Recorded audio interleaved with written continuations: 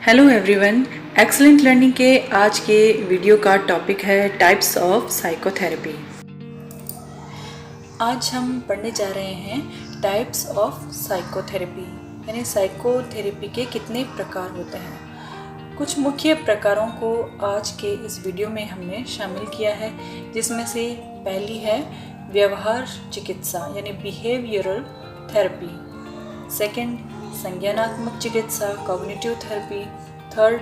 परिवार चिकित्सा यानी फैमिली थेरेपी। फोर्थ, मनोगतिक चिकित्सा यानी साइकोडायनेमिक थेरेपी। और पांचवी है मानवतावादी चिकित्सा यानी ह्यूमैनिस्टिक थेरेपी। ह्यूमैनिस्टिक थेरेपी को दो थेरेपीज़ में डिवाइड किया जा सकता है, और या यूँ भी कह सकते हैं कि ये दो थेरेपी से मिलकर के बनी होती है। नंबर एक है गेस्टाल्ट थेरेपी यानी समग्र चिकित्सा, और सेकंड है क्लाइंट सेंटर्ड थेरेपी। अभी इन सभी थेरेपीज़ का हम विस्तृत रूप से इनको समझने का प्रयास करते हैं। सबसे पहले हम समझते हैं व्यवहार चिकित्सा को, बिहेवियरल थेरेपी। यह नैदानिक मनोवैज्ञानिकों में काफ़ी लोकप्रिय पद है, और इसका सबसे पहले प्रयोग स्किनर और सोलोमन ने किया था। और यह थेरेपी एक ऐसी थेरेपी है जिसमें पेशेंट का इलाज पावलो और स्किनर के अनुबंध यानी कंडीशनिंग का जो सिद्धांत है, जो सीखने के नियम पर बेस्ड है, उसके आधार पर इलाज किया जाता है। और इसके अंदर जो रोगी जिनका व्यवहार विक्षुब्ध होता है, उचित व्यवहार नहीं होता है यानी अनुकूलित व्यवहार नहीं होता है, विषम अनुकूलित या अपअनुकूलित व्यवहार होता है, उसको बदला जाता है, धीरे धीरे परिवर्तित किया जाता है, परिमार्जित किया जाता है, एक अच्छे आदर्श व्यवहार में बदला जाता है। इसके अंदर जो बुरी आदतें हैं या अपअनुकूलित आदतें हैं, उनको धीरे धीरे कम किया जाता है, और अंत में संपूर्ण ही उनको त्याग दिया जाता है, जिससे जब रोगी ठीक हो जाता है वह सामान्य रूप से व्यवहार करने लगता है। इस थेरेपी के अंदर जो पेशेंट होता है, उसको पॉजिटिवली जो सामाजिक रूप से जोड़ने वाली गतिविधियां होती है, उसमें शामिल करने पर ज़्यादा ध्यान दिया जाता है कि वह सही सोच के साथ जो भी सामाजिक गतिविधियां हो रही है, लोगों से मिलना जुलना होता है या उनके साथ इंटरेक्शन करना होता है, या जो भी गतिविधियां उनके समाज में हो रही है उनमें पॉजिटिवली भाग लेना होता है। तो ऐसी आदतों को विकसित करने की जो गतिविधियां होती है, उस पर यह थेरेपी केंद्रित होती है। जो थेरेपिस्ट होते हैं वो इसमें यह पता लगाते हैं सबसे पहले कि रोगी क्या कर रहा है, और उसका ऑब्जर्वेशन करते हैं, और फिर ये पता लगाते हैं कि इसका कारण क्या है। इसके लिए वे उससे बातचीत भी करते हैं, और उसके बाद में वे सकारात्मक अनुभवों को बढ़ाने का प्रयास करते हैं बातचीत के ज़रिए। और ये थेरेपी उन लोगों के लिए या उन पेशेंट्स के लिए ज़्यादा उपयोगी होती है जिन्हें भावनात्मक परेशानियां होती है। तो लोगों के साथ मिलना जुलना, सामाजिक गतिविधियों में शामिल होना, इंटरेक्शन करना, तो धीरे धीरे जब ये आदतें बढ़ती है और जो सकारात्मक आदतें होती है उनको बार बार उसमें फीड किया जाता है, उनके बारे में बताया जाता है, तो वह धीरे धीरे रोगी अपने आप ही उन बुरी आदतों को छोड़ देता है और अच्छी आदतों को ग्रहण कर ठीक ढंग से व्यवहार करने लग जाता है। तो ये थी व्यवहार चिकित्सा। अब आते हैं सेकंड, संज्ञानात्मक चिकित्सा कॉग्निटिव थेरेपी। हम जानते हैं कि हम जैसा विचार रखते हैं वैसा ही अपने जीवन में महसूस करते हैं, लेकिन कुछ लोग ऐसे होते हैं जिनमें चिंता बहुत अधिक बढ़ जाती है या डर बहुत अधिक बढ़ जाता है, और यह चिंता और यह डर अवास्तविक होता है, हकीकत से इसका कोई लेना देना नहीं होता है, लेकिन इसके अंदर रोगी ये जो डर होता है, ये जो चिंता होती है, इसी को हकीकत मान लेता है और परेशान होता है, जिससे बार बार ऐसे ही विचार रखने से, बार बार डरने से धीरे धीरे वह अवसाद में चला जाता है, यानी डिप्रेशन में चला जाता है। तो ये जो चिकित्सा होती है, इसमें जो रोगात्मक जो व्यवहार होता है रोगी का, इसका प्रमुख कारण होता है कि उसका संज्ञान ही गलत है। यानी उसने गलत चीज़ को सोच लिया है और उसी को ही हकीकत मान लिया है, और फिर उसी की चिंता में या उसी डर में ही वह बना रहता है, और जिसकी वजह से वो डिप्रेशन में चला जाता है। तो इस चिकित्सा के अंदर उस गलत संज्ञान को दूर किया जाता है और एक सही संज्ञान, सही चिंतन को विकसित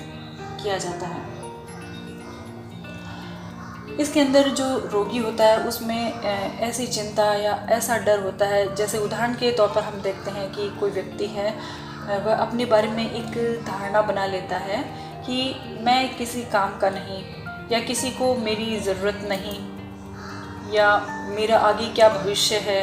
मैं कुछ नहीं कर सकता हाँ। तो इस तरह की एक धारणा उसने बना ली, और हर एक सिचुएशन में अपने आप को रख करके वे नेगेटिव थॉट्स को ही विकसित करता रहता है और सोचता रहता है, और जो भी गलत काम होता है तो उसके लिए खुद को ही दोषी ठहराने लग जाता है। और हकीकत में होता क्या है कि ये सारी चिंता आधारहीन होती है, काल्पनिक होती है, लेकिन उसका विश्वास उसके प्रति इतना दृढ़ हो जाता है कि वह उसको ही सच मान लेता है और डिप्रेस्ड रहता है। तो साइकोथेरेपिस्ट इस थेरेपी का उपयोग उन लोगों के लिए करते हैं, खासकर जो तनाव, अवसाद, डर और अत्यधिक चिंता, एंजाइटी से ग्रसित होते हैं। और वे लोग भी जिनमें कुछ बुरी आदतें होती है, एडिक्शंस होते हैं, नशा, स्मोकिंग, ओवर ईटिंग में जैसे एनोरेक्सिया नर्वोसा और बुलिमिया नर्वोसा जैसे लोग भी इसी के अंदर आते हैं। उनका इलाज भी इसी थेरेपी के द्वारा किया जाता है। एनोरेक्सिया नर्वोसा में उनको ऐसा लगता है पेशेंट को कि मैं मोटी हो जाऊंगी या मोटा हो जाऊंगा, तो मुझे कम खाना चाहिए। तो जितनी कैलोरीज़ की उनको ज़रूरत होती है वे उससे भी कम खाना खाते हैं, तो धीरे धीरे उनमें रोग उत्पन्न होने लग जाते हैं। तो यह भी एक तरह का रोग है कि जितनी हमें आवश्यकता है, हमारी जो फिज़िकल नीड्स है उसकी तुलना में हम कम कैलोरीज़ ले रहे हैं, कम खाना खा रहे हैं। और या फिर बुलिमिया जो नर्वोसा है उसके अंदर अधिक खाना खाने लग जाते हैं। कुछ डिवोर्स की कंडीशंस में भी ऐसा होता है कि यह डर रहता है कि अकेले जीवन जी पाएंगे या नहीं, आगे जो परेशानियां आएगी उनका सामना कर पाएंगे ये नहीं या नहीं। तो इस तरह की भविष्य के बारे में सोच करके ही वे वर्तमान में इतना डिप्रेस्ड हो जाते हैं कि उनको इस थेरेपी की आवश्यकता पड़ती है। इसमें जो डॉक्टर होता है वह पेशेंट के जो नेगेटिव थॉट्स बन जाते हैं, जो गलत संज्ञान बन जाता है उनका अपने प्रति, उसको रिकॉग्नाइज करते हैं और फिर उसे सकारात्मक और प्रोडक्टिव बनाने की कोशिश करते हैं। इस थेरेपी में जो थॉट्स होता है उसको नोटिस किया जाता है और फिर उसके विपरीत और सकारात्मक जो सोच होती है उसको विकसित किया जाता है, और परिस्थितियों के प्रति जो वास्तविक दृष्टिकोण है, जो सही दृष्टिकोण है, उसका चयन करना सिखाया जाता है। जैसे जो पेशेंट होता है उसकी ये थॉट थी कि मैं सब कुछ बुरा करता हूँ, तो ये जो थॉट होती है, ये जो उसका गलत संज्ञान अपने प्रति बना हुआ होता है, वह धीरे धीरे इस चीज़ में कन्वर्ट होता है कि मैं सब चीज़ें बुरी करता हूँ, लेकिन बहुत सी गलतियाँ भी करता हूँ, लेकिन कुछ चीज़ें, कुछ काम ऐसे हैं जो सही भी करता हूँ, और यदि मैं गलतियाँ करता हूँ तो मैं उससे कुछ सीखता भी हूँ, और यह मेरे अनुभव में वृद्धि करता है, बढ़ोतरी करता है, जो भविष्य में मेरे लिए लाभदायक साबित हो सकती है या मेरे काम आ सकती है। तो जब ये विश्वास बन जाता है तो विचार यदि सकारात्मक रूप से बदल जाते हैं तो व्यवहार में भी सकारात्मक परिवर्तन आ जाता है, जो इस थेरेपी के द्वारा पेशेंट के अंदर होता है। तो संज्ञानात्मक चिकित्सा में हमने देखा कि जो मुख्य बेसिस है, इसमें जो रोगी का गलत संज्ञान है उसको सही संज्ञान में, सही चिंतन में विकसित कर दिया जाता है, यानी कि एक सकारात्मक जो सोच होती है वह विकसित हो जाती है। थर्ड है परिवार चिकित्सा यानी फैमिली थेरेपी। यह जो थेरेपी होती है इसका उपयोग किसी एक परिवार में के लोगों में या फिर अलग अलग परिवार है उनके सदस्यों के बीच में यदि कोई दोषपूर्ण संबंध बन जाता है, उनके इलाज के लिए इस थेरेपी का उपयोग किया जाता है। यह थेरेपी जो होती है एक ही परिवार के सदस्यों के बीच में अधिकांशतः जो वैवाहिक जो जीवन होता है, जिनका सही नहीं चल रहा होता है या दोषपूर्ण कोई पारिवारिक संबंध होते हैं, परिवार के आपस के सदस्यों में ही लड़ाई झगड़े इस तरह की बातें होती है जिनकी वजह से मानसिक समस्या उत्पन्न हो जाती है, तो उनके उपचार में इस थेरेपी का उपयोग किया जाता है। और एक तरह से यह एक ग्रुप थेरेपी है, समूह चिकित्सा है, क्योंकि इसके अंदर जो डॉक्टर होता है वो ग्रुप के अंदर लोगों की बातें सुनता है, समझता है और ट्रीटमेंट की प्रोसेस को शुरू करता है। और इसमें जो समूह के सदस्य होते हैं वो एक ही परिवार के लोग होते हैं।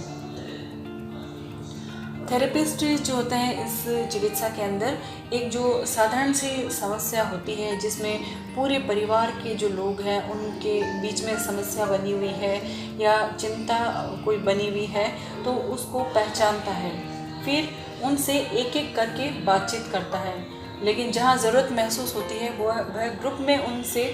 उनको बिठा करके भी उनसे बातचीत करता है और उनके कारणों को जान करके उसका समाधान करने का प्रयास करता है।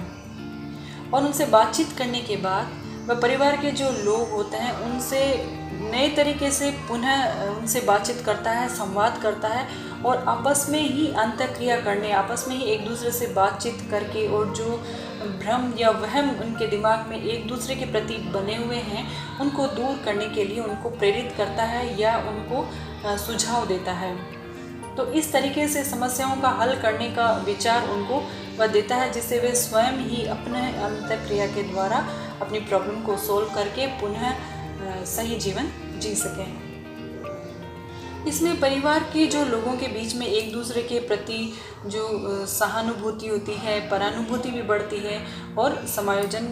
की जो क्षमता है वह भी बढ़ती है। इस थेरेपी का यदि उपचार में जब प्रयोग किया जाता है तो यह जो समस्याएं होती है वह ख़त्म हो जाती है और आपस में जो लोग होते हैं वे और भी ज़्यादा, परिवार के जो सदस्य होते हैं वो और भी ज़्यादा कनेक्ट होते हैं। और यह जो थेरेपी होती है इसकी शुरुआत ही परिवार के एक ऐसे सदस्य की पहचान सबसे पहले की जाती है कि शुरुआत कहाँ से हुई है या उस समस्या से सबसे ज़्यादा ग्रसित कौन है, किसको वह प्रॉब्लम ज़्यादा अफेक्ट कर रही है। पहले उस व्यक्ति को पहचाना जाता है, उससे बुला करके बातचीत की जाती है, समस्या के कारण को समझा जाता है। उसके बाद परिवार के एक एक सदस्यों